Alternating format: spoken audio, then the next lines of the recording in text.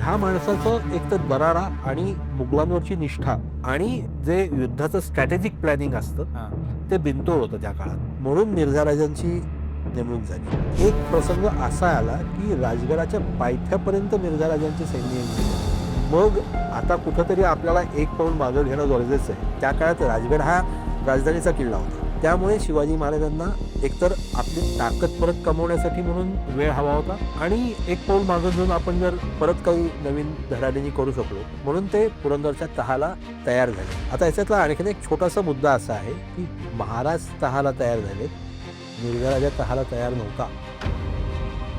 प्रसंग असा आहे की महाराज दोनदा मिर्झा राजाला भेटायला गेले. त्यातल्या पहिल्या वेळेला मिर्झा राजा भेटला नाही. त्यांना पूर्ण नेस्तनाबूत करूनच त्याला पुढं विजापूर संपवायला जायचं. ह्या सगळ्या व्यवहारात किंवा ह्या सगळ्या मोहिमेत एक अत्यंत महत्त्वाचं कॅरेक्टर आहे, ते म्हणजे उदयराज मुन्शी. शिवाजी महाराजांनी हा तह झाल्यानंतर मुघल जेव्हा जेव्हा जिथं जिथं बोलवतील तिथं तिथं आपलं सैन्य घेऊन जायचं आहे आणि मुघलांच्या वतीने लढायचं आहे, ही अट होती. आणि या अटीचे नंतरचे परिणाम म्हणजे नेतोजी पालकर आणि शिवाजी महाराजांचे झालेले विवाद. डाव्या हातावर उजवा हात ठेवायचा, मान खाली घालायची, नजर बर कदम. याचा अर्थ असा आहे की स्वतःच्या पायाकडे बघायचं. बादशाह म्हणला तर बोलायला पुढे यायचा, तोंडावर रुमाल ठेवून बोलायचं, बादशाहकडे बघायचं नाही. हे शिवाजी महाराजांनी तिथे जी गर्जना केली ना, हे सगळे प्रोटोकॉल म्हणून. तुम देखो, तुम्हारा बाप देखा, तुम्हारा बादशाह देखा कि मैं कौन हूँ. महाराजांनी तह केलाच नसता तर काय झालं असतं? सर्वनाश. आणि ती बुद्धी, ती राजकीय जाण शिवाजी महाराजांना होती म्हणूनच त्यांनी तो तह केला. आता आग्र्याची सुटका त्याच्याबद्दल पण बऱ्याच गोष्टी बोलल्या जातात. म्हणजे चर्चाही अशा आहेत की महाराज, काही जणांचं असं म्हणणं आहे की महाराज पेटाऱ्यामधून बाहेर पडले आणि काही जणांचं असं म्हणणं आहे की महाराज वेषांतर करून बाहेर पडले. तर याचा नोंदी काय आहेत आणि पुराव्यानिशी नक्की काय सांगितलं जातं की महाराज नक्की कसे सुटले आग्र्यावर? मिर्झा राजांनी जाफर खान वजिराला लिहिलेलं एक पत्र आहे. त्या पत्रात तो असं म्हणतो की आता काहीतरी आमिष दाखवून मी शिवाजी महाराजांना परत भेटायला बोलवतो आणि माझा जो धाकटा मुलगा आहे किरत सिंग, त्याला तुझी मुलगी लग्न करून दे असं सांगतो. म्हणजे तिथं मिर्झा राजाचा तोल ढळलेला आपल्याला जाणवतो. मिर्झा राजांनी महाराजांना तह करायला भाग पाडलं, पण या मिर्झा राजाचा शेवट कसा झाला?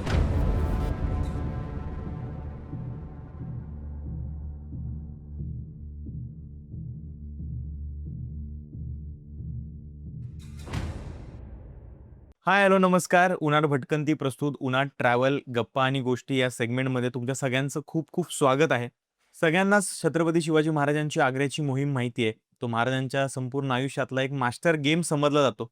पुरंदरची, त्याच्या अगोदरचा असलेला पुरंदरचा तह, ती पुरंदरची मोहीम नेमकी का झाली, त्याच्यामागे काय पार्श्वभूमी होती, महाराज आग्र्याला गेले तर गेले कसे आणि का गेले, त्यांना तह करायला का भाग पाडलं गेलं, या एकंदरीत सगळ्याच विषयांबद्दल आजचा आपला हा पॉडकास्ट असणार आहे. आजचा पॉडकास्ट पूर्णपणे महाराजांची आग्रा मोहीम या विषयावरती असणार आहे आणि त्याच्याबद्दल आपल्यासोबत गप्पा मारायला आहेत ज्येष्ठ इतिहास संशोधक आणि इतिहास अभ्यासक विद्याचरण पुरंदरे सर. सर, तुमचं खूप खूप स्वागत आहे उनाट भटकंतीच्या या पॉडकास्टमध्ये.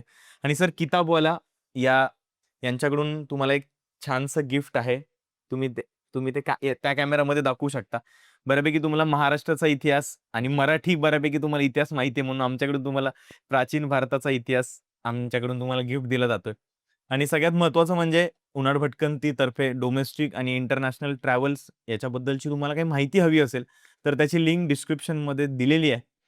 त्याच्यावरती क्लिक करून तुम्ही सगळी माहिती मिळवू शकता. आणि विद्याचरण पुरंदरे सरांचं समर धुरंधर हे एक पुस्तक आहे जे मेनली स्पेशली फोकस करतं फक्त आणि फक्त आग्र्याच्या मोहिमेवरती. आणि आज त्याच विषयावरती आपण सरांसोबत गप्पा मारणार आहोत. तर सर, आपण सुरुवात करूयात. आणि सुरुवात मला इथूनच करायची की आग्र्याची मोहीम हा उत्तरार्ध असं आपण म्हणू, पण त्याच्या अगोदर आहे पुरंदरची मोहीम. पुरंदरची मोहीम नेमकी का आखली गेली, त्याच्या मागची नेमकी पार्श्वभूमी काय होती, ती आम्हाला सगळ्यांना सांगा. पुरंदरची मोहीम किंवा मिर्झा राजांची दक्षिणेतली मोहीम याचा जर इतिहास आपण बघायला गेलो तर तो इतिहास तुम्हाला आश्चर्य वाटेल. शिवाजी महाराज 6 वर्षाचे असताना सुरुवात झालेला आहे. 1636 साली निजामशाही बुडवली. ही निजामशाही कोणी बुडवली तर आदिलशहा आणि मुघलांनी मिळून एकत्र येऊन बुडवली. शहाजीराजे निजामशाही वाचवण्याच्या कार्यक्रमात होते. आदिलशहा आणि मुघल हे एकत्र येऊन त्यांनी ती निजामशाही बुडवली. निजामशाही बुडल्यानंतर निजामशाहीचा जो काही प्रांत किंवा जो प्रदेश उरला होता त्याची विभागणी किंवा वाटणी मुघल आणि आदिलशहामध्ये झाली. त्यावेळेस शहाजहान हा बादशाह होता आणि मोहम्मद आदिलशहा हा विजापूरचा बादशाह होता. मुळात कधी मुघलांनी विजापूरच्या बादशहांना कधी बादशहा मानलंच नाही. ते त्यांना शहा म्हणूनच फक्त हे करायचे किंवा खान, आदिल खान ओके. वगैरे असेच म्हणायचे. तर ह्या दोघांच्यामध्ये जी वाटणी झाली त्यात साधारण 3/4 निजामशाही मुघलांकडे गेली आणि 1/4 निजामशाहीचे जो प्रदेश होता, किल्ले होते, हे विजापूरकडे आले. ही विभागणी होत असतानाच अ, शहाजहानच्या विरोधात उत्तरेत परत बंडाळ्या सुरू झाल्या. त्यामुळे हा जो जिंकलेला जो मुलूक आहे तो ताब्यात घेण्याच्या आधीच शहाजहानला परत दिल्ली आग्र्याकडे पळायला लागला. मग हे होत असताना त्यांनी आदिलशहाला काय सांगितलं की चला माझ्या वाटणीचा जो प्रदेश आहे तो तूच राख थोडे दिवस, मी माझे काही सरदार इथं सोडून जाईन, पण बाकीचा प्रदेश तूच राख आणि जेव्हा आम्हाला या सगळ्या बंडाळ्यांमधनं किंवा युद्धांमधनं उसंत होईल तेव्हा आम्ही तो ताब्यात घेऊ. हे सगळं होत असताना ह्यातच शिवाजी महाराजांचे 10-15 वर्ष त्याच्यात गेली आणि ह्यातच शिवाजी महाराजांचं जे स्वराज्याचं स्वप्न आहे ते साकार व्हायला सुरुवात झाली. सुरुवातीच्या काळात शिवाजी महाराजांनी आदिलशाहीचे जे कच्चा आपण ताबा असलेले किल्ले होते ते त्यांनी ताब्यात घेतले आणि नंतर जे तळ कोकणातले किल्ले आहेत, जो खरं तर हिस्सा मुघलांच्या ताब्यात असायला पाहिजे होता, त्याच्यावर हल्ले करून तो मुलूक ताब्यात घ्यायला सुरुवात झाली महाराजांनी. हे सगळं होत असताना तुम्हाला आश्चर्य वाटेल, औरंगजेब काही काळ दख्खनचा सुभेदार होता, शहाजादा होता, त्यावेळेस तो बादशाह नव्हता. वडील त्याचे जिवंत होते शहाजहान. हे सगळे उद्योग शिवाजी महाराजांचे औरंगजेबाला त्या काळापासून माहिती होते की महाराज काय कुरघोड्या करत आहेत, महाराज काय कुरघोड्या करतायत, कुठले किल्ले घेत आहेत, काय करतायत. पण तेवढ्यात शहाजहान आजारी पडला. मग मुघलांकडे जी दिव्य परंपरा आहे की पहिल्यांदा कोण पोचतंय आणि बापाचं राज्य कोण घेतंय, ह्या याच्यात ही तिन्ही पोरं, जी चारी पोरं ज्याची होती शहाजहानची, ती दिल्ली आग्र्याकडे पळाली. त्या काळात सुद्धा शाहिस्ते खान महाराष्ट्रातच होता, तो जुन्नरच्या ठाण्यात होता आणि त्यांनी जाताना सांगितलं या पोरावर लक्ष ठेव बरं का. शाहिस्ते खानाने सांगितलं, शाहिस्ते खानाला सांगितलं औरंगजेबाने की या मुलाकडे लक्ष ठेव. हे सगळं होत असताना मग औरंगजेब बादशाह झाला. औरंगजेबनी स्वतःचं राज्य सेटल केलं आणि मग त्याला लक्षात आलं की अरे आपण ते निजामशाही जिंकून घेतलेली होती, तो सगळा प्रदेश ताब्यात घ्यायला पाहिजे होता. म्हणून त्यांनी पहिल्यांदा शाहिस्ते खानाला दख्खनचा सुभेदार म्हणून पाठवलं. शाहिस्ते खान हा त्याचा सक्का मामा. शाहिस्ते खानाचा दर्जा जो मुघल दरबारातला आहे त्याला काही आपल्या मराठी साधनांमध्ये असं म्हणले की बादशाचा जणू प्रतिमा. भारताच्या इतिहासात मामांनी बादशाचं फारसं भलं केलेलं दिसत नाही, पण शाहिस्ते खान हा सुरुवातीच्या काळापासून म्हणजे जेव्हा औरंगजेब स्वतःच्या भावांशी लढत होता तेव्हा सुद्धा हा मामा खंबीरपणे त्यांच्या पाठीशी उभं राहिलेला आहे. तर त्याला पाठवलं. त्यानंतर आपल्याला माहिती आहे त्याची 3 बोटं तोडून आपण आणि त्याला पळवून लावला, ज्याला आपण जुन्यातला जुना सर्जिकल स्ट्राईक म्हणू शकतो. आणि मग त्यानंतर जे पुढचं एक संकट स्वराज्यावर येणार होतं ते आहे मिर्झा राजा जयसिंगांचं. आता मी एवढा सगळा मागचा इतिहास सांगायचं कारणच असं आहे की त्यातला जो निजामशाहीतला जो भाग आहे तो आपल्या ताब्यात घ्यायचा आहे आणि त्यानंतर आदिलशाही आणि कुतुबशाही या दोन्ही शाया, जे मुघल त्यांना कधी बादशाहच मानत नव्हते, आदिल खान आणि कुतुब खानच म्हणायचे, त्या पण बोलवायच्या आणि संपूर्ण हिंदुस्थानवर त्या काळातल्या आपलं राज्य, मुघलांचं राज्य यायला पाहिजे म्हणून शाहिस्ते खानाची आणि मिर्झा राजाची या दोन्ही मोहिमांची योजना झाली.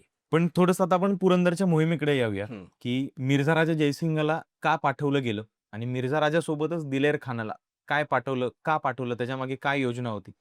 मिर्झा राजा जयसिंग हा आमेरच्या राजघराण्यातला एक मोठा राजपुत्र. त्याचे वडील मुघलांच्या दरबारीच होते. त्याची आत्या शहाजहानला दिलेली आहे, मिर्झा राजा जयसिंगाच्या आत्या. त्यानंतर असे अनेक अंतर्गत संबंध होते. मिर्झा राजा जयसिंग ह्या माणसाबद्दल मुघल दरबारात खूप मोठा आदर होता आणि मुळात थोडासा औरंगजेब त्याला घाबरायचा. पण याचं कारण असं होतं, जेव्हा दारा शिकोह बरोबर जेव्हा त्याची लढाई चालू होती तेव्हा तुम्हाला आश्चर्य वाटेल की मिर्झा राजा औरंगजेबाच्या बाजूने लढत होता आणि बाकीचे राजपूत म्हणजे पुढच्या काळात आपल्याला ज्यांची नावं ऐकायला मिळतात ते सगळे बाकीचे राजपूत दारा शिकोहच्या बाजूने लढत होते. मिर्झा राजांनी ह्या सगळ्या राजपुतांना कन्व्हिन्स केलं की नाही, हा जास्ती योग्य आहे. आणि मग त्यानंतर ती सक्करची लढाई झाली. त्या सक्करच्या लढाईमध्ये दारा शिकोह झाला. त्या लढाईत मिर्झा राजांनी सगळे राजपूत औरंगजेबाच्या बाजूने वळवले, हा. म्हणून ती लढाई दारा शिकोह हरला. त्यामुळे मिर्झा राजा हे मुघल दरबारातलं खूप मोठं नाव होतं. मिर्झा राजाचा इतिहास असा आहे की मिर्झा राजाच्या आयुष्यातली पहिली मोहीम त्यांनी वयाच्या 9व्या वर्षी केली. म्हणजे तो मुळात आमेरच्या गादीवरच वयाच्या 8व्या वर्षी आलाय. आणि मुघलांकडे एक सिस्टीम असते की यादीला नाव लागणं, की आपल्या मांडलिक कोण कोण आहेत. तर वयाच्या 8व्या-9व्या वर्षीच मिर्झा राजाचं नाव तिथे लागलं. यादीला नाव लागलेलं आहे. त्यानंतर मिर्झा राजांनी अक्षरशः म्हणजे जवळजवळ संपूर्ण भारतभर प्लस अफगाणिस्तानात सुद्धा मोहिमा केलेल्या आहेत.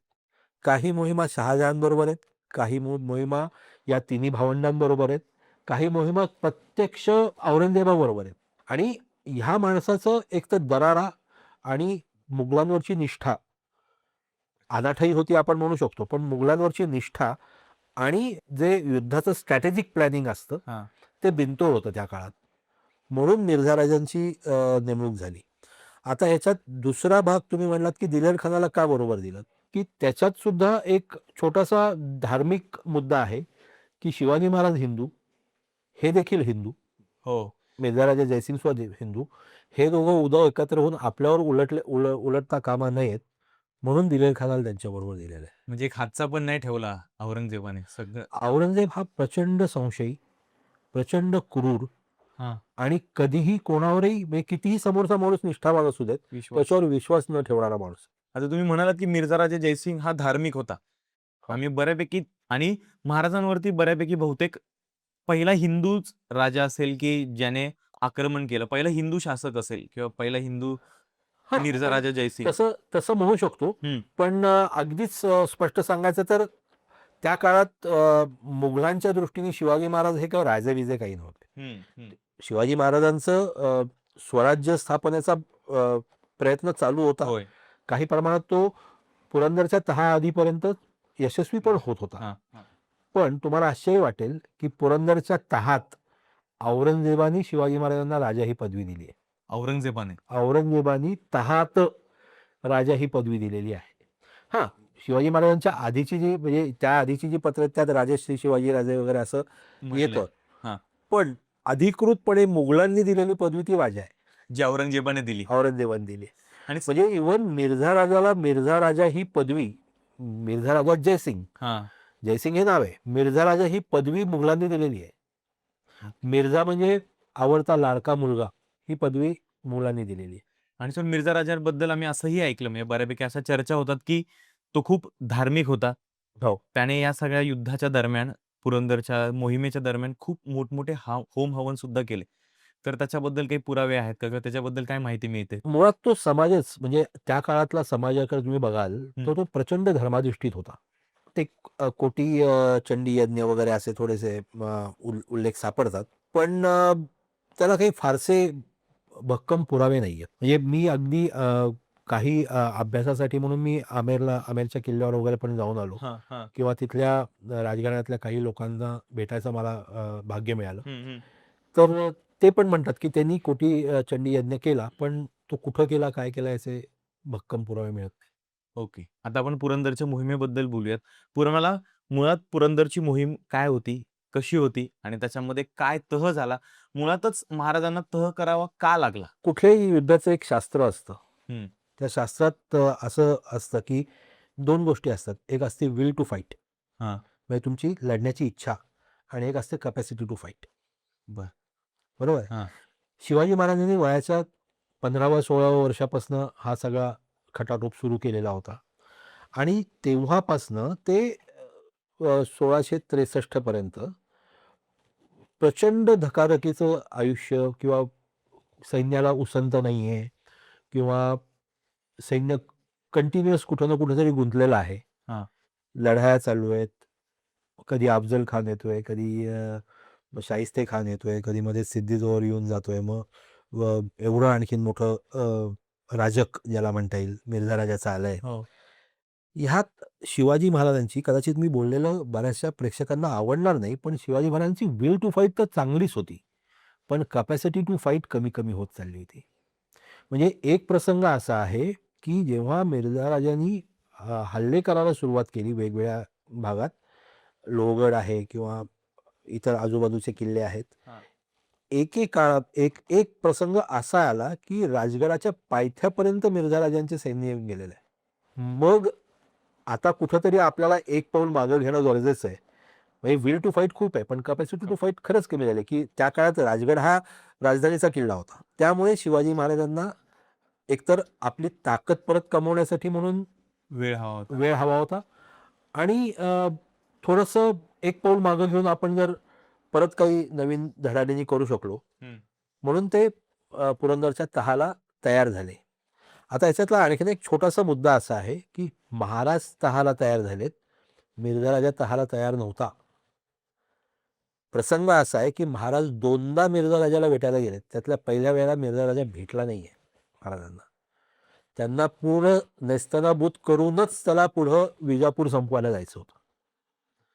पण शेवटी तो भेटला आणि मग तो 23-12 किंवा 23-11चा जो तह आहे, तो झाला. ज्याला पुरंदरचा तह म्हणतात. काय अटी होत्या सर आम्हाला थोडक्यात जर सांगायचं म्हटलं तर? एकतर तो 22 किंवा 23 किल्ल्यांचा मुलूक, त्याच्या खाली 4 लाख होनांचा रेव्हेन्यूचा जो भाग आहे, किल्ल्यांचा खालचा भाग, तो मुघलांकडे जावा.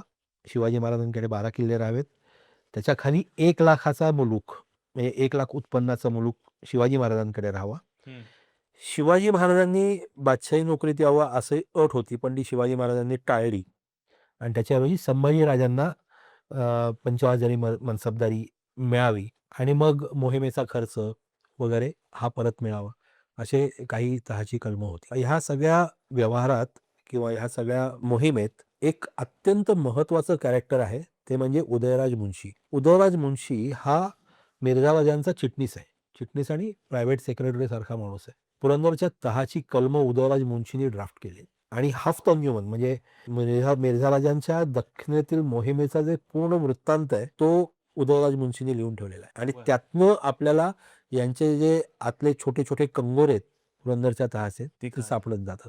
याच्यातली एक सगळ्यात महत्त्वाची अट अशी आहे, की शिवाजी महाराजांनी हा तह झाल्यानंतर मुघल जेव्हा जेव्हा जिथं जिथं बोलवतील तिथं तिथं आपलं सैन्य घेऊन जायचंय आणि मुघलांच्या वतीने लढायचंय.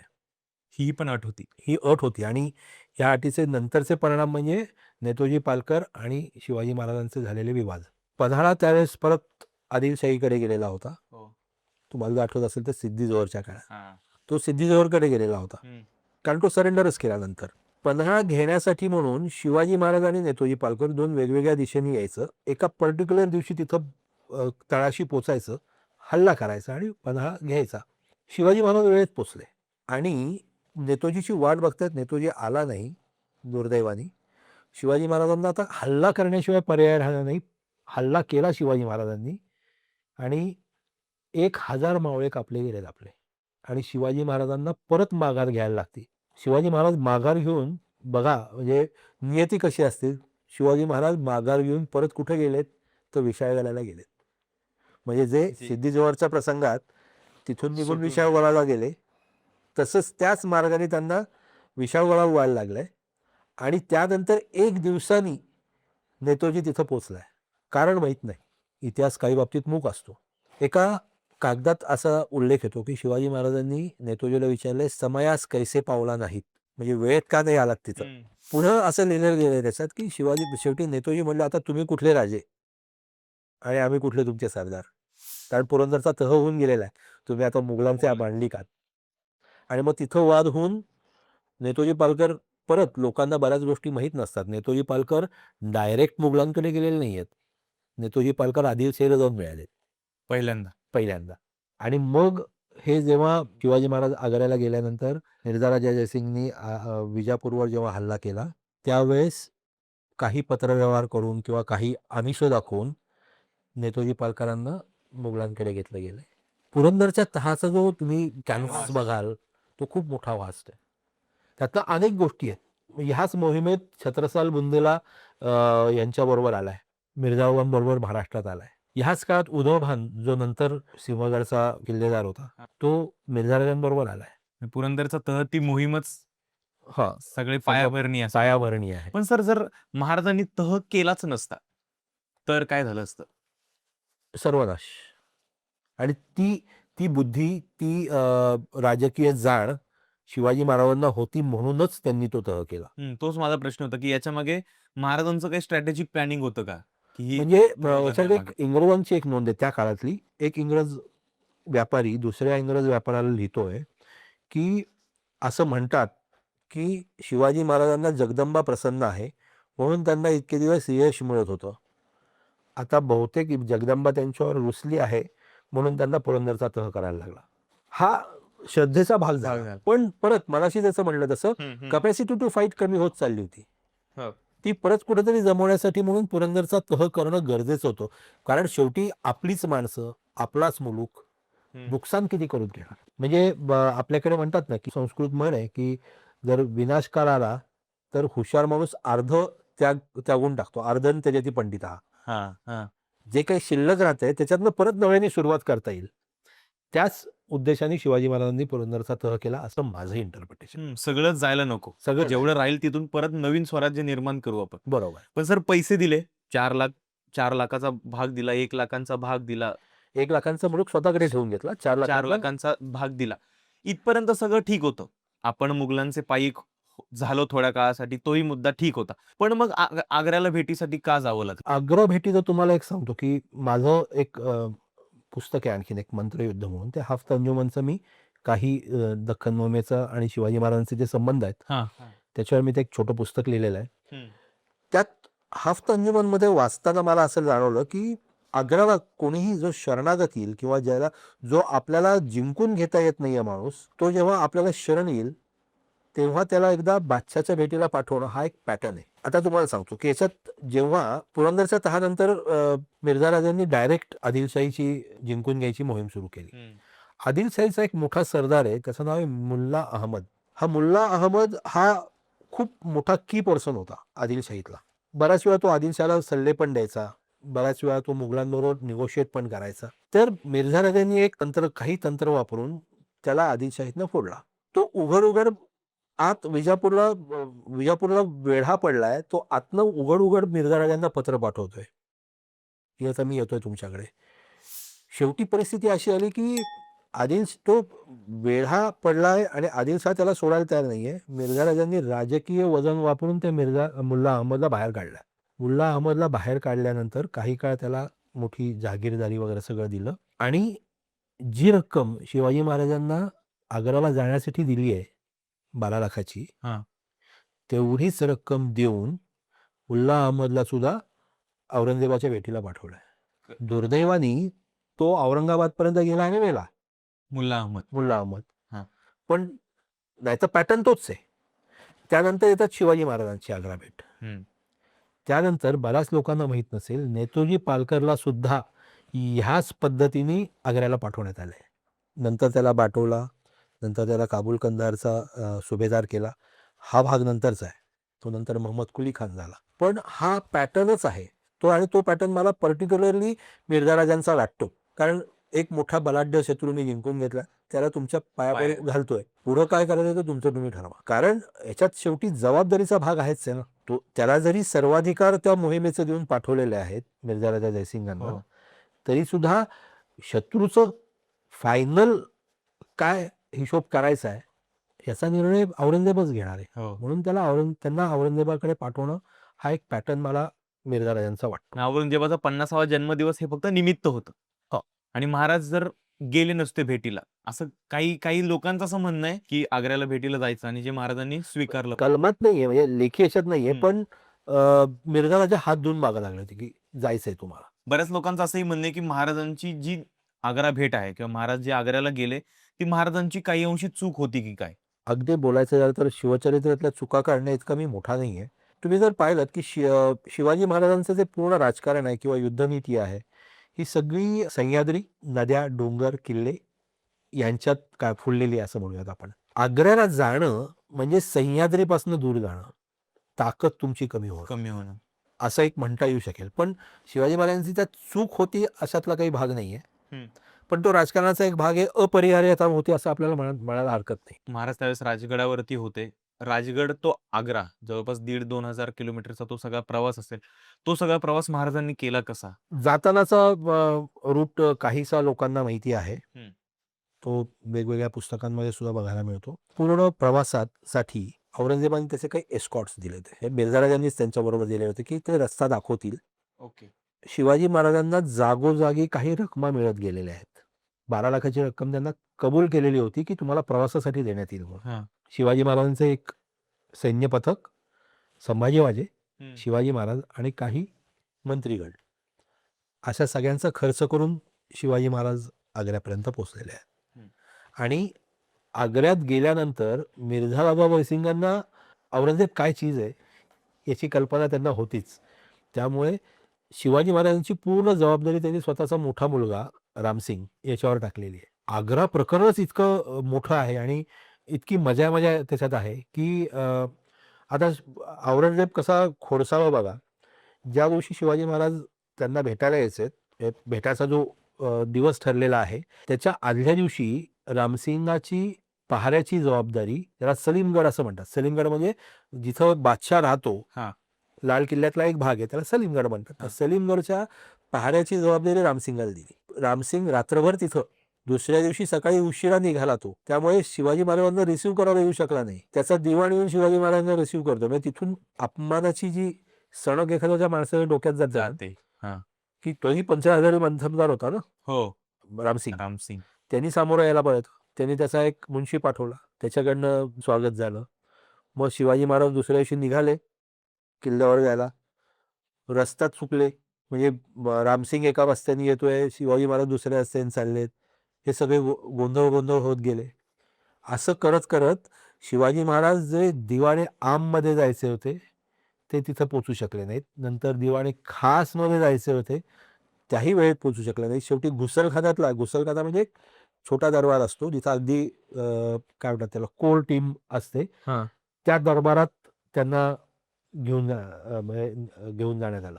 आणि या सगळ्यामध्ये सर औरंगजेबाचा रोल काय होता? म्हणजे औरंगजेबाला हे माहिती असणारच आहे की महाराज आपल्या भेटीला येतात.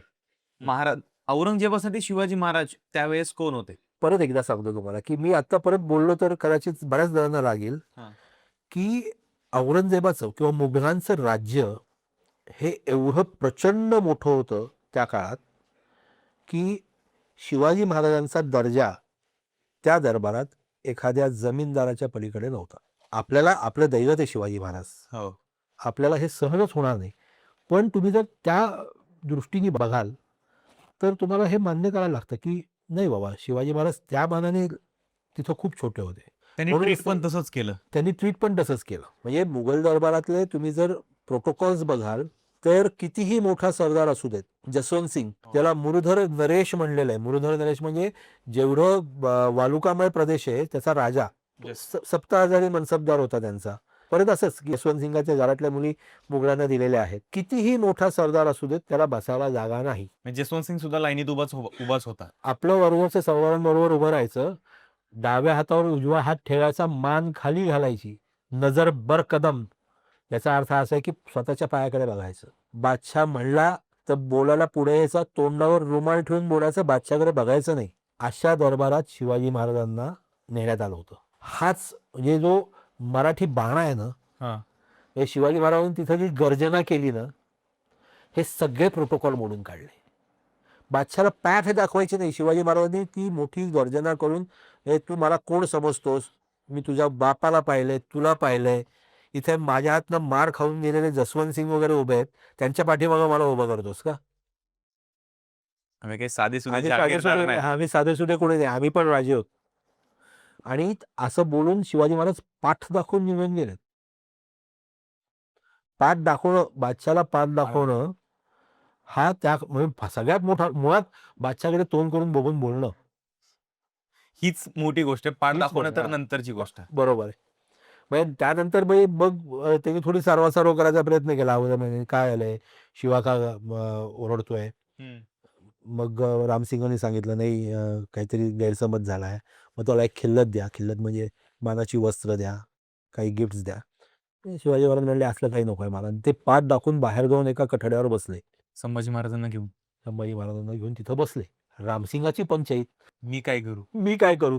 कारण वडिलांनी यांची जबाबदारी मला दिली आहे आणि समोर बादशाह आहे. आता मी काय करू? शेवटी औरंगजेबानेच सांगितलं, काय झालंय बघ एकदा. आणि मग नाही, तो म्हणला की त्यांना त्या उन्हाचा त्रास झालाय म्हणून तिथं बसलेत. तो कठडा आजही दिल्लीच्या लाल किल्ल्यात आहे बरं का. आणि तिथं बोर्ड लिहिलाय की दरबारातनं रागावून शिवाजी महाराज इथं येऊन बसलेत.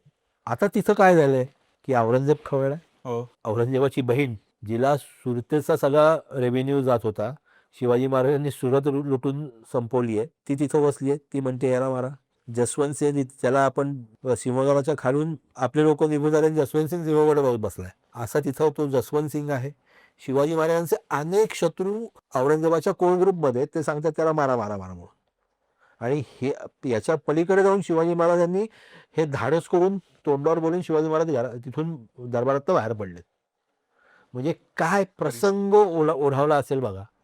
100% म्हणजे ज्या मुलांनी आपल्या बापाला कैदेत टाकलं, आपले 3 भाऊ मारून टाकले, पुतणे मारले, स्वतःच्या मुलाला मारलेलं आहे. औरंगजेबाचा सगळ्यात मोठा मुलगा हा त्या सक्करच्या लढाईत त्याला कोणीतरी आणखीन सांगितलं की तुलाच बादशाह करतो म्हणून. म्हणून तो औरंगजेबाच्या विरुद्ध जाईल असा अंदाज आल्यावर त्या मुलाला मारून टाकलाय औरंगजेबाने. अशा औरंगजेबासमोर एक त्या मानाने छोटा जमीनदार किंवा त्या मानाने मोठा आपण जहागीरदार म्हणूयात किंवा स्वयंघोषित राजा म्हणूयात, असं धाडस करून बाहेर पडतो. हे केवढं जीवावरचं दुखणं शिवाजी महाराजांनी ओढवून घेतलं होतं हे आपल्याला लक्षात घेतलं पाहिजे. आणि त्यातनं ते पार पडले. हो. औरंगजेबाचा इगो केवढा दुखावला असेल या सगळ्या. पण म्हणजे औरंगजेबाचं म्हणजे काही वेळा कौतुक वाटतं की औरंगजेबाच्या नंतरचे सुद्धा, तुम्ही आधीचे अखबार वाचा, नंतरचे अखबार वाचा, कितीही आनंदाची बातमी असू देत, कितीही दुःखाची बातमी असू देत, कितीही अपमानाची बातमी असू देत, रिॲक्ट न होणं, कुठल्याही गोष्टीत भर दरबारात रिॲक्ट न होणं, हा औरंगजेबाचा एक गुण होता. पण आपण सिनेमामध्ये तर दाखवतो औरंगजेब असा समोरासमोर ओरडला आणि समोरासमोर. सर, एक म्हणजे ह्या पॉडकास्टच्या निमित्ताने मला एक अत्यंत महत्त्वाची गोष्ट सांगायची की सिनेमा, नाटक, मालिका, कादंबऱ्या या मनोरंजनासाठी असतात. इतिहास जर वाचायचा असेल तर तो साधनसिद्ध साधनांमधनंच वाचला पाहिजे. इतिहासात काही चित्रपटात काही दाखवतात. मनोरंजनासाठी चित्रपट बघा, अभ्यासासाठी इतिहास अभ्यासा, असं एक माझं प्रामाणिक मत आहे. म्हणजे इतिहासात मनोरंजन शोधू नका आणि मनोरंजनात इतिहास शोधू नका. कारण शेवटी काय आहे की चित्रपट काढताना काही वेळा नरेटिव्ह सेट करण्यात सुद्धा पॅटर्न असू शकतो. पण इतिहासातलं जे अस्सल कागद असतं ना, ते नरेटिव्ह सेट नाही करत, ते तुमचं बुद्धी जागेवर आणतात. असो, आपण तिकडे जास्त जायला नको. आपण आता परत त्या कट्ट्यावरती येऊयात की जिथं शिवाजी महाराज आणि संभाजी महाराज बसलेत. तिथून परत महाराजांना नजरकैदेमध्ये ठेवलं गेलं.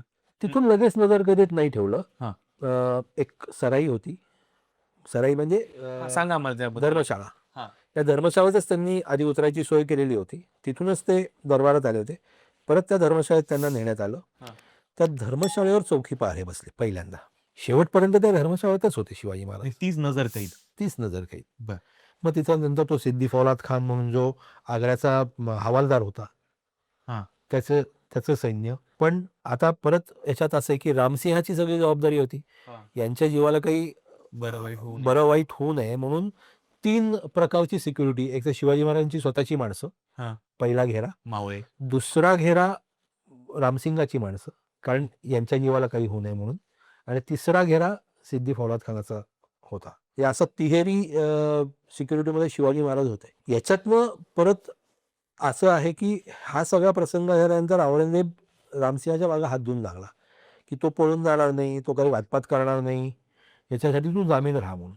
रामसिंग जामीन राहिलाय बरं का, पूर्ण वेळ तिथं जामीन. म्हणजे त्याची जबाबदारी माझी, तो काही घातपात करणार नाही, तो पळून जाणार नाही, याची जबाबदारी माझी. शिवाजी महाराजांनी निघून जायच्या आधी रामसिंहाला परत दरबारात पाठवलं आणि सांगितलं की तो आता आजारी पडलाय माणूस, तो जगेल की नाही माहीत नाही, त्यांनी सगळी माणसं पण परत पाठवून दिलेत दक्षिणेत, आता माझ्या जामीन काढून घेता का?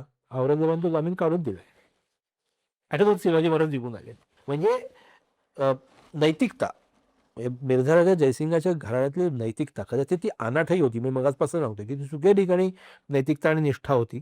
पण ती नैतिकता बघा की रामसिंगांनी त्यांचं संरक्षण शेवटपर्यंत केलं. जामीन राहिला तो. जामीन राहिला आणि संरक्षण केलंय.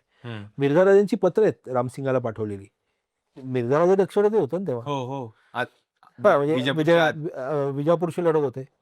पण त्यांनी अनेक पत्र म्हणजे 2-3च पत्र आहेत. पण त्या 2-3 पत्रांवर असं लिहिलंय की ती जबाबदारी आपली आहे बरं का. आपल्या घराण्याचं नाव खराब होईल म्हणून ती. आणि त्याचा एक काय म्हणतात त्याला, त्याचा मोठा भुर्दंड रामसिंहांनी नंतरच्या काळात भोगलेला आहे. शिवाजी महाराज निघून गेल्यानंतर रामसिंहाची बदली बंगालमध्ये झाली आहे. हे बंगालमध्ये त्या काळात गडचिरोली होतं. ज्याला शिक्षा द्यायची असेल बंगालला. त्याला बंगालला पाठवायचं. दलदलीचा प्रदेश बंगाल म्हणजे आसाम. आता जे 7 सिस्टर्स आहे हो. हे सगळे पूर्वी बंगाल म्हणून मानले जायचे. बंगालचा प्रदेश म्हणून मानला जायचा. तिथं पाठवण्यात आलं. त्याच्याबरोबर तुम्हाला आश्चर्य वाटेल, आणखीन एक शिक्षेवर गेलेला माणूस कोण होता माहितीये? शाहिस्ते खान. त्याच्या आधी गेलेला आहे तिथं. इथून महाराष्ट्रातनं काहीच करू शकला नाही. काही करू शकला नाही म्हणून स्वतःच्या सख्ख्या मामाला, ज्यांनी पूर्ण राज्यावर येण्यासाठी स्वतःला साथ दिली आहे, अशा सख्ख्या मामाला त्यांनी बंगालला पाठवलंय. आणि नंतर रामसिंग आणि शाहिस्ते खान हे एकत्र बंगालमध्ये लढलेले आहेत. आणि म्हणजे त्यात रामसिंगाची मनसबदारी कमी झाली. रामसिंगाला दरबारात येण्याला बंदी केली शिवाजी महाराज निघून गेल्यावर. हा केवढा मोठा मानसिक आघात असेल मिर्झा राजांवर, याचाही आपण विचार केला. करायला पाहिजे. महाराज जेव्हा त्या धर्मशाळेमध्ये होते, महाराजांनी ज्यावेळेस त्या आपल्या मावळ्यांना माघारी पाठवून दिलं दक्षिणेमध्ये, तो पण एक स्ट्रॅटेजिक प्लॅनच असेल महाराजांचा. हा सगळा प्लॅन, ते सगळं राजकारण, महाराजांनी ती सगळी स्ट्रॅटेजी आखली कशी? आता याच्यात सगळ्यात मोठा भाग असा आहे, मुघल दरबारात आपण म्हणतो ना की भ्रष्टाचार भ्रष्टाचार भ्रष्टाचार. भ्रष्टाचार हा सनातन आहे. मुघल दरबारात अनेक लोक अशी होती की एक जाफर खान म्हणून वजीर होता मुघलांचा.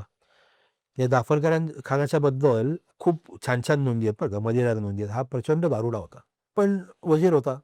शिवाजी महाराजांनी कैदेत पडल्यानंतर सुद्धा प्रोटोकॉल म्हणून काही लोकांना नजराणे पाठवलेत, काही लोकांना हिरे माणकं पाठवलेत, काही लोकांना सोनं नाणं पाठवलंय. ह्या जाफर खान वजीराला रोख रक्कम पाठवलेली आहे महाराजांनी कैदेत असताना. बरोबर आहे. म्हणजे जी लोक शिवाजी महाराजांना मारून टाका म्हणणारे होते, बादशाची बहीण सोडली, औरंगजेबाची बहीण सोडली, तर जसवंत सिंग गप्प बसला, नंतर जाफर खान गप्प बसला. असे एक एक करून महाराजांच्या विरोधात जी लोक होती ती वेगवेगळ्या कारणांनी, वेगवेगळ्या आमिषांनी, वेगवेगळ्या प्रलोभनांनी शिवाजी महाराजांनी कमी केली. आणि एका पद्धतीने तो एक सॉफ्ट कॉर्नर लोकांना शिवाजी महाराजांबरोबर यायला लागला. त्यानंतर माणसं परत पाठवायला सुरुवात केली. आता मी आजारीच पडलोय, आता मी बैरागी होणार आहे, मी आता इथून संन्यासच घेणार आहे वगैरे वगैरे असं करून शिवाजी महाराजांनी जेवढी माणसं नेली होती, 2 हत्ती नेलेले होते, सगळा खजिना होता, एकही माणसाला काहीही इजा न होता काही मोजकी लोक बरोबर ठेवून त्यांनी सगळी माणसं परत महाराष्ट्रात पाठवलेत. 2 हत्ती सुद्धा पाठवलेत. हे हत्ती एका ब्राह्मणाला बॅन दिलेत असं दाखवलं आणि तो ब्राह्मण ते हत्ती घेऊन परत आला महाराष्ट्रात. पैसे कमी पडायला लागले. आता पैसे तिथं खर्चाला पैसे लागतात आणि प्लस हे असं द्यायचे खुश लोकांना. करायचं. हा, तर तिथं आग्र्यात सावकारांकडनं शिवाजी महाराजांनी कर्ज घेतली आणि त्याच्या हुंडा राजगडावर पाठवल्या. त्या राजगडावरच्या हुंड्या जिजाबाईंनी रिपे केलेल्या आहेत. म्हणजे पैशाशिवाय काही कामं होत नाहीत. आणि त्यांनी म्हणजे एक तर मुघलशाही कशी आहे आणि औरंगजेब कसा आहे हे शिवाजी महाराजांनी पक्क ओळखलं होतं. 2 माणसं म्हणजे शिवाजी महाराज आणि औरंगजेब हे दोघं एकमेकांना भयानक ओळखून होते. हे एक भाग झाला. दुसरा, त्या काळात शिवाजी महाराजांबद्दल अनेक गैरसमज होते की हा एकाच वेळेस 2 ठिकाणी दिसतो, हा गुटखा खाऊन गुप्त होतो, गुटखा काहीतरी असेल त्यात, किंवा याला चेटूक येतं, याला उडता येतं, हा पळून जाऊ शकतो, हा वाऱ्याच्या वेगाने पळून जाऊ शकतो. हे सगळे गैरसमज शिवाजी महाराजांनी कुठेही अंधश्रद्धा निर्मूलन केलं नाही. त्यांनीच आहे तसंच चालू ठेवलं. त्याचा उपयोग ते जेव्हा तिथून आग्र्यातनं निसटले, पुढच्या भागात सांगितलं नसते, पण ते तिथून निसटले तेव्हा त्यांना छान झाला.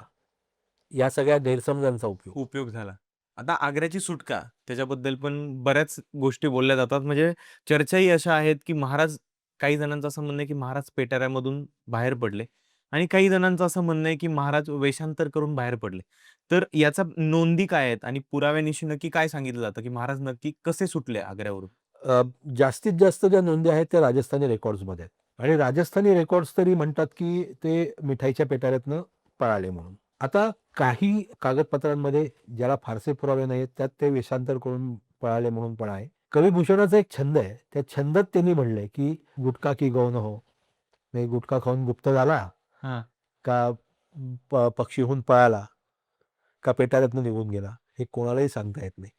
असं कविभूषणाचा एक छंद आहे. हं. पण राजस्थानी रेकॉर्ड्स पक्क सांगतात की ते पेटाऱ्यात पळाले आणि राजस्थानी रेकॉर्ड्स इतके भक्कम पुरावे नंतर आपल्याला मिळत नाहीयेत. आणि तो सगळा प्रवास पण सर खूप खडतर होता. आग्रा ते पुन्हा राजगड जाणं.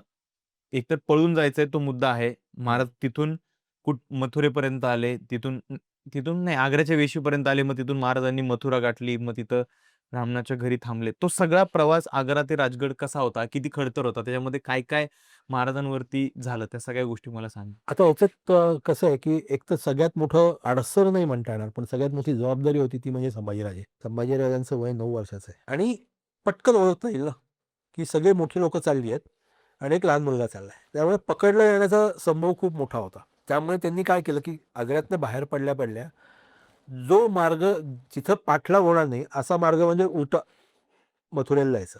मथुरेला मोरोपंत पिंगळ्यांचे मला वाटतं मेव्हणे, तर ते त्यांच्याकडे आपल्या मुलाला ठेवायचं आणि मग वेगवेगळ्या मार्गाने जायचं. आता ह्याच्यात राजस्थानी रेकॉर्ड्समध्ये आणखीन बऱ्याच नोंदी आहेत. ते नंतर मध्ये काशीला गेले. काशीमध्ये त्यांनी दानधर्म केला.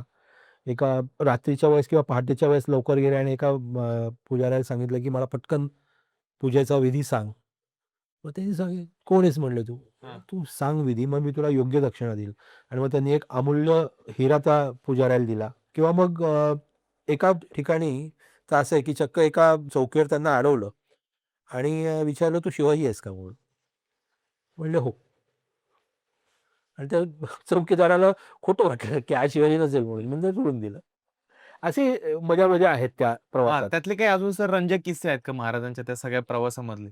काही ठिकाणी आता एका ठिकाणी ते शिवाजी महाराजांनी घोडे विकत घेतले. थोडासा स्पीड वाढवायचा होता म्हणून घोडे विकत घेतले. आपण उदाहरणार्थ असं धरू, की घोड्याची किंमत ₹1 असेल. पण आज त्या गावात आलो, मला 10-15 घोडे पाहिजेत. एक घोड्याचा व्यापारी आला म्हणला, "माझे घोडे तर आहेत माझ्याकडे, पण ते लांब बांधलेले आहेत. तुम्ही किंमत ठरवा. मी घोडे घेऊन देऊन मग तुम्ही घेऊन जा उद्या सकाळी." म्हणले, "उद्या सकाळी वगैरे नाही. 1च्या ऐवजी ₹2 घ्या. डबल किंमत. घोडे आत्ता आणून द्या." म्हणजे असाही शिवाजी महाराजांनी खर्च केलेला आहे. आणि मग काही वेळा वेश पालटून, काही वेळा घोड्यावर, काही वेळा चालत, काही वेळा नदीच्या मार्गाने असं करून ते महाराष्ट्रात पोहोचले. आणि महाराज जेव्हा महाराष्ट्रात परत आले, त्यावेळेस महाराज साधू वेशात आले. हो. ते पण कारण कारण मुघल सैन्य होतं ना दक्षिणेत. हां. मिर्झानगर सैन्य हं. दक्षिणेत होतंच ना त्यावेळेस. त्यांची विजापूर मोहीम चालूच होती. मग ती माहिती स्वराज्यामध्ये कळली कशी, की हे महाराजच आहेत साधू वेशात आलेले? राजगडावर आल्याशिवाय कोणालाही माहीत नव्हतं की शिवाजी महाराज आलेत. सोबतीला मंडळी? 7-8 मंडळी होती. हे आमचे साधूंचे गुरु आहेत म्हणून प्रोजेक्ट केलं गेलं आणि ती सगळी मंडळी वरती राजगडावर गेली. शिवाजी महाराजांना अफझल खान प्रसंगी डोक्याला एक खोक पडली होती आणि त्या खोकेवरनं जिजाबाईंनी त्यांना ओळखलं असं एका कागदात आलेलं आहे. कारण त्यांनी दाढी-बिडी सगळं काढून टाकलेलं होतं. साधू वेश. पूर्ण साधुवेश, संन्यासाचा वेश केलेला हं, होता. हं. त्यामुळे तसं पटकन ओळखणं अवघड होतं आणि संभाजीराजे बरोबर नव्हते. त्यात पुढचा पण प्रसंग आहे, की संभाजीराजे गेले असं डिक्लेअर केलं. शिवाजी महाराजांनी स्वतःच्या मुलाचे श्राद्ध कर्म केलेली आहेत, जिवंत असलेल्या मुलाची. दानधर्म केलाय त्यांचा. शिवाजी महाराज तिथून निसटले. मिर्झा राजा दक्षिणेत आहे अजूनही. हां. तर मिर्झा राजांनी जाफर खान वजिराला लिहिलेलं एक पत्र आहे. त्या पत्रात तो असं म्हणतो, की आता काहीतरी आमिष दाखवून मी शिवाजी महाराजांना परत भेटायला बोलवतो. बरं. बरोबर आहे. आणि माझा जो धाकटा मुलगा आहे किरत सिंग, त्याला तुझी मुलगी लग्न करून दे. दे, असं सांगतो. त्या पत्रात त्यांनी म्हणजे तिथं मिर्झा राजाचा तोल ढळलेला आपल्याला जाणवतो, की इतक्या घाणेरड्या वंशात मी माझ्या मुलाचा विवाह संबंध करीन असं मला कधीही वाटलं नव्हतं. पण केवळ तुमच्याकडच्या निष्ठेपायी मी किरत सिंगाला त्याच्या घाणेरड्या कुळातल्या मुलीशी लग्न करायला लावीन आणि तो मुलीच्या लग्नाच्या आमिषाने मला भेटायला येईल आणि मी त्याला मारून टाकीन. इथं मिर्झा राजाचा तो ढळलेला दिसतो. हे पत्र जाफर खानाने औरंगजेबापर्यंत पोहोचलं की नाही हे दुर्दैवानंतर समजत नाही आपल्याला. पण हे जर पोहोचलं असतं तर औरंगजेबाने नक्की परवानगी दिली असती. महाराज आग्र्यावरून सुटले खरे. हं. महाराज इथे राजगडावरती पोहोचले इथपर्यंत आपल्याला सगळ्यांना माहिती आहे. पण दिल्लीमध्ये किंवा आग्र्यामध्ये काय हालचाली सुरू झाल्या? आता आग्र्यामधल्या सगळ्यात महत्त्वाच्या हालचालीमध्ये एक सगळ्यात मोठं नुकसान कोणाचं झालं तर रामसिंगाचं झालं. कारण रामसिंग पहिल्यांदा जामीन राहिला होता. नंतर त्याचा जामीनही काढून घेतला होता. सिद्दी फौलाद खान खरं तर त्या संपूर्ण गोष्टींना जबाबदार होता, की ज्यांनी शिवाजी महाराज इथून बाहेर पडणार नाही त्याची काळजी घ्यायची आहे. पण परत ते मगाशी तुम्हाला सांगितलं की 3 लेअरची सिक्युरिटी होती. शिवाजी महाराजांची सिक्युरिटी निघून गेलेली होती. त्यानंतर रामसिंगाचे सैनिक होते आणि त्यानंतर सिद्दी फौलाद खानाचे सैनिक होते. सिद्दी फौलाद खानाने सगळं खापर पहिल्यांदा रामसिंगावर फोडलं. जसं रामसिंगावर हे खापर फोडलं तसं औरंगजेबाने पहिली तो 50,000 मनसबदार होता, त्याची मनसब 3,000 कमी करून टाकली. 2,000 मनसबदार केलं त्याला. त्याला सांगितलं दरबारात येणं बंद करायचं माझ्या. जोस्तोवर शिवाजी सापडत नाही तोस्तोवर दरबारात येणं बंद करायचं. औरंगजेबाने साधारण 4 ते 5 टीम्स केल्या आणि शिवाजी महाराजांना वेगवेगळ्या मार्गाने शोधायला पाठवलं. त्यात सिद्दी फौलाद खानाची पण एक टीम होती. ह्या सगळ्या हुलकवण्या देत देत देत देत शिवाजी महाराज महाराष्ट्रात पोहोचल्यामुळे त्यांचा तो परत यायचा मार्ग आहे तो संभाव्य सांगितला जातो, पण तो सुद्धा नक्की असं कसं सांगता येत नाही. कारण ह्या सगळ्याची गुप्तता पाळली गेली पाहिजे म्हणून कदाचित म्हणजे जसं ह्या सगळ्या गोष्टींमध्ये आपल्या गुप्तहेर खात्याचं खूप मोठं योगदान आहे की त्यांनी याचे रूट्स वगैरे सगळं तयार ठेवलेलं. हे सगळं कोणी प्लॅनिंग केलं याची काय माहिती मिळते? गुप्तहेर खात्याबद्दल माहिती नसणं हेच गुप्तहेर खात्याचं यश आहे. म्हणजे धुरंधर आज पिक्चर निघाला म्हणून आपल्याला माहिती आहे की हमजावरी बाजारेंनी काय केलं. असे किती धुरंधर असतील कोणाला माहित पण नाहीये. आणि असे आपल्या इतिहासात खूप मोठे धुरंधर होते. औरंगजेबाची पण नामुष्की झाली असेल ना सर कितीतरी की नाही झाली? औरंगजेबाची नामुष्की अशी झाली की इराणचा बादशाह आणि औरंगजेब यांच्यात एक वेगळंच वैर होतं. इराणच्या बादशाहाने एका पत्रात लिहिलंय बरं का, तुझ्या हातात आलेला तुझा शत्रू तुला हातावर तुरी देऊन पळाला. हे म्हणजे ही मोठी म्हणजे ही इंटरनॅशनल लेव्हलची त्या काळातली नामुष्की. इराणचा बादशाह औरंगजेबाला एका पत्रात लिहितोय तुझ्या हातात आलेला तुझा शत्रू पळून गेला, तू कसला आलमगीर. तो एक वेगळाच विषय आहे. म्हणजे इराणचा बादशाह आणि औरंगजेब यांच्यात जे शत्रुत्व आहे ते वेगळंच ते फारच वेगळं प्रकरण आहे. तासभर झाला तर आपण बऱ्यापैकी आग्र्याच्या मोहिमेवरती आणि आग्र्याच्या त्या सगळ्यावरती गप्पा मारतोय. सर या संपूर्ण मोहिमेची एक थोडक्यात फलश्रुती सांगायची म्हटली तर काय सांगू शकू आपण? आग्रा मोहिमेची फलश्रुती सगळ्यात महत्वाचं म्हणजे शिवाजी महाराजांना मुघल साम्राज्य किती मोठं आहे आणि त्याची बलस्थानं काय आहेत आणि त्यांचे वीक पॉइंट्स काय याचा पहिला अभ्यास झाला. कदाचित शिवाजी महाराजांनी सिंहावलोकन केलं असेल स्वतःच्या घडलेल्या चुका स्वतःच्या. आपण त्यांच्या चुका काढू शकत नाही, पण त्यांनी स्वतःच्या झालेल्या चुका यांचा अभ्यास करून आता पुढची स्ट्रॅटेजी काय असली पाहिजे आपली हे ठरवलं असेल त्यांचं मला वाटतं. त्याच्यातला सगळ्यात एक मोठा भाग असा आहे की शिवाजी महाराजांनी पुढची परत आल्या एक औरंगजेबाला फार मजेशीर पत्र लिहिलं. त्या पत्रात त्यांनी सांगितलं की गडबडीत तुमची परवानगी न घेता निघून आलो मी. पळून आलो असं म्हटलंच नाही, निघून आलो त्याबद्दल तुम्ही माफी करा. आता याच्या पुढे आपण सलोख्याने राहू. माझा मुलगा तुमचा 50,000 मनसबदार आहेच आहे. संभाजीराजे 50,000 मनसबदार हरेच होते पुरंदरच्या तहानमुळे. किती वर्ष होते ते तसेच? नंतर आपण जो 72ला सिंहगड घेतला 1672ला त्यानंतर तो संबंध कमी झालाय. नाहीतर संभाजी महाराज हे 50,000 मनसबदार म्हणून त्यांना रेग्युलर त्याचं उत्पन्न मिळत होतं. पण मग त्यांनी तो सांगितलं की मग पुढची 8 वर्ष शिवाजी महाराजांनी मुघलांवर किंवा आदिलशाही संपली होती, कुतुबशाही संपायला आली होती, फारशा कुरघोड्या केल्या नाहीत. त्यांनी स्वतःची ताकद जमवायला सुरुवात केली. स्वतःवर काम केलं, स्वतःच्या स्वराज्यावर काम केलं, स्वतःच्या सिस्टीम्सवर काम केलं, स्वतःच्या शस्त्रांवर काम केलं.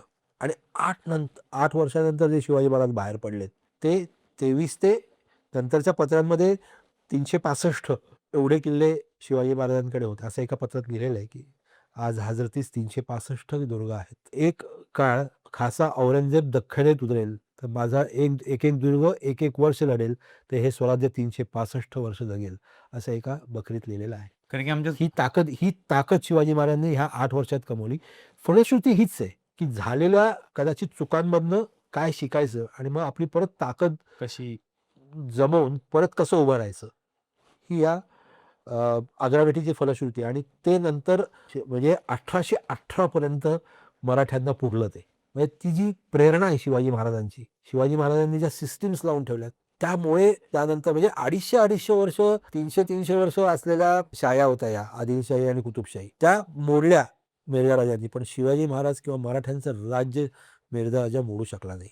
दुर्दैवाने परत तेच आहे की दख्खनेतच मिर्झा राजांचा मृत्यू झालेला आहे. म्हणजे जसं औरंगजेब आपल्यावर चालून आला त्याला पण आपण दख्खनीतच गाडला, गाडला. अफजल खान आपल्यावर चालून आला त्याला पण आपण दख्खनीतच मारला, हाडला. आणि मिर्झा राजा सुद्धा हे दख्खनीच्या द्वारावर म्हणजे बुराणपूरच्या अलीकडे मिर्झा राजाचा मृत्यू झालेला आहे. मिर्झा राजांनी महाराजांना तह करायला भाग पाडलं. पण या मिर्झा राजाचा शेवट कसा झाला? तुम्ही म्हटलात की दख्खनीत झाला, पण तो नक्की कसा झाला? शिवाजी महाराज आग्र्यावरनं निघून आले, याचा एक तर प्रचंड संताप, जसं मी मगाशी सांगितलं की तसं रामसिंगावर जो झालाच.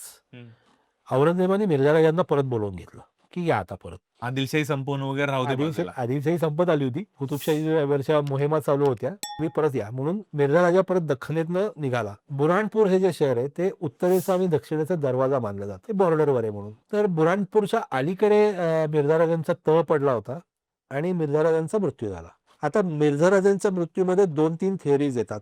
निकोबाय मनुची हा एक फार अतरंगी माणूस मुघलांच्या आणि मराठ्यांच्या इतिहासात होऊन गेला. या निकोबाय मनुचीनी एक नोंद अशी केलेली आहे की आता रामसिंगाची अशी हालत खराब झाली, मिर्झा राजांना बादशाहनी परत बोलवून घेतलंय. तर मिर्झा राजांचा धाकटा मुलगा आहे किरत सिंग, त्यांनी मिर्झा राजांवर म्हणजे त्यांची संपूर्ण जागीरदारी आणि गादी आपल्याला मिळावी म्हणून किरत सिंगांनी मिर्झा राजांवर विषप्रयोग केला आणि मिर्झा राजे गेले, असं एक थिअरी आहे. दुसरी थिअरी आहे जी किरत सिंगाने लिहून ठेवलेली आहे स्वतः, की ते एकदा हत्तीवरनं उतरत होते, त्यांच्या पायाला जखम झाली आणि ती जखम शिरून ते गेले. असं आता हे बघा, हे सगळं औरंगजेबाला कळवत आहेत ओके. हा. की मिर्झा राजा कसा गेला. कसा गेला? निकोबाय मनुचीने हे कळवलं, किरत किरत सिंगाने हे कळवलं, आणि एक तिसरा सगळ्यात मोठा गमतीचा भाग आहे ज्याचा मी उल्लेख मगाशी केला, मिर्झा राजांचा मुंशी उदयराज. मिर्झा राजा गेल्या मी मिर्झा राजांची छत्री पाहिलेली आहे, ती साधारण एक 8-9 किलोमीटर लांब असेल ॲक्च्युअल शहरापासून. बुऱ्हाणपूर शहरापासून 8-9 किलोमीटर लांब असेल.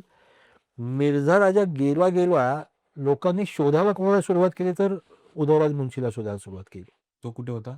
तो सापडला बुऱ्हाणपूरच्या मशिदीत, आणि मशिदीत गेल्या त्यांनी स्वतःला वाटवून घेतलंय. धर्मांतर झालंय त्याचं, आणि 3 दिवसांनी औरंगजेबाने त्याला एक किताब पाठवलाय. म्हणजे 2-3 थिअरीज मध्ये मग उदयराज मुंशी पळाला का, मग तो बाटला का, आणि मग तो मशिदीतच का थांबून राहिला. 2 थिअरीज एकत्र जात आहेत की त्यांना विषप्रयोग झाला. भले तो किरत सिंगाने केला असेल किंवा उदयराज मुंशीने केला असेल. आणि मग निकोबाय मनुचीचं कदाचित म्हणणं आहे की किरत सिंगाने केला, ते चुकीचं असू शकेल. उदयराज मुंशीनी केला असण्याची शक्यता आहे, कारण पुढच्या काळात ही संपूर्ण जहागीरदारी आणि नंतर जे मिर्झाराजांचे वंशज आहेत हे सगळे किरत सिंगापासून आहेत. आणखीन एक जाता जाता माहिती सांगून जातो की राजस्थानच्या सध्याच्या ज्या उपमुख्यमंत्री आहेत दिया कुमारी, ह्या मिर्झा राजाच्या वंशातल्या आहेत. म्हणजे तो आमेरचा किल्ला वगैरे जे मी मगाशी सांगितलं, ते सगळे यांच्या ताब्यात आहे. त्यांच्या ताब्यात आहे. आमेरच्या किल्ल्यावर एक मोठं कालीमातेचं मंदिर आहे, चामुंडेचं मंदिर आहे. तिथं आजही रेग्युलर रोज एक बली दिला जातो बोकडाचा वगैरे, आजही तो या राजघराण्यातर्फे दिला जातो. म्हणजे दिया कुमारींचे चिरंजीव जे आहेत ते आता या गादीचे वारस आहेत. खूपच म्हणजे खूप इंटरेस्टिंग माहिती आम्हाला म्हणजे आज आपल्याला कळाली की आग्र्याची मोहीम असेल किंवा आग्र्याहून महाराजांची सुटका असेल, आणि या सगळ्याचा बेसलाईन म्हणजे पुरंदरचा तह आणि पुरंदरची मोहीम असेल. या सगळ्याबद्दलच सर खूप छान गप्पा मारल्यात, खूप डिटेलमध्ये माहिती आम्हाला कळाली, त्याबद्दल तुमचे खूप खूप आभार. तुम्ही उनाड भटकंती या चॅनलवरती आला. सर तुम्हाला कसं वाटलं गप्पा मारून? मला जी माहिती मिळाली आहे ती माझ्या सगळ्या गुरूंकडनं मिळाली आहे. जो काही अभ्यास थोडाफार केला तो त्यांच्या मार्गदर्शनाखाली केलेला आहे. त्यामुळे मी कधीही असं बोलायला गेलो किंवा असं सांगायला गेलो कुठं, तर मी एक तुकोबांची उक्ती वापरतो की फोडिले भांडार धन्याचा तो माल, मी तो हमारा भारवाही. त्यामुळे जे काही मी सांगू शकलो, जे काही बोलू शकलो आपल्याशी, चुकीचं बरोबर त्याच्या हातात आहे, पण ते सगळे माझ्या गुरूंची कृपा आहे. निनादराव बेडेकर आहेत, बाबासाहेब पुरंदरे आहेत, आमचे शिवदे सर आहेत, यांच्या कृपेमुळे मी हे सगळं बोलू शकलो. आज उनाड भटकंतीच्या या चॅनलवरून मला एक समाधान असं वाटतंय की आजकाल हे चॅनल्स आणि रील्स याच्यामुळे ना, ज्यांचा इतिहासाचा अभ्यास नाही असे लोक इतिहासाबद्दल छाती ठोकपणे खोटं आणि चुकीचं बोलायला लागले. तुमच्या चॅनलनी साधनसिद्ध इतिहासाचा अभ्यास करणाऱ्या लोकांना बोलवून त्यांच्याकडनं हे ज्ञान किंवा ही माहिती घेणं, हे मला जरा विशेष वाटतंय, आणि त्याबद्दल मी आपल्या चॅनलचा मनपूर्वक आभारी आहे. मी आभारी आहे म्हणण्यापेक्षा मी तुमचा ऋणी आहे. या ऋणात मला राहणं पसंत राहील. कारण साधनसिद्ध इतिहास हाच अत्यंत महत्त्वाचा भाग आजकालच्या समाजाला गरजेचा आहे. विन्स्टन चर्चिलने एकदा म्हणलेलं होतं, की जेवढा आपण आपला मागच्या बाजूला बघू शकतो, तेवढाच आपला भविष्यकाळ उज्ज्वल असतो. आणि जर आपला इतिहासच आपण प्रदूषित करून लोकांसमोर जर मांडायला सुरुवात केली, तर ते राष्ट्रीय पातक आहे असं मला वाटतं.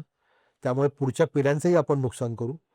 ते नुकसान होऊ नये यासाठी तुमचा चॅनल प्रयत्नशील आहे. याबद्दल मी खरोखर आपला ऋणी आहे. धन्यवाद. Thank you so much sir. खूप खूप थँक यू. आणि तुम्हाला सुद्धा हा पॉडकास्ट कसा वाटला ते आम्हाला कमेंट्समध्ये जरूर कळवा. तुमचे काही प्रश्न असतील सरांबाबतचे, तुम्हाला काही अजून एक्स्ट्रा माहिती असेल, ती सुद्धा आम्हाला कमेंट्समध्ये नक्की विचारा. आणि या पॉडकास्टला लाईक करा, शेअर करा तुमच्या मित्रांपर्यंत. आणि आता नवीन एक ऑप्शन आला हाईपचा, तर हाईप करायला विसरू नका. आणि उनाड भटकंती या यूट्यूब चॅनलला सबस्क्राईब करायला अजिबात विसरू नका. आणि तुम्हाला भारतात असेल, भारताबाहेर असेल, कुठेही तुम्हाला फिरायचं असेल, तर उनाड भटकंतीशी संपर्क करायला विसरू नका. धन्यवाद.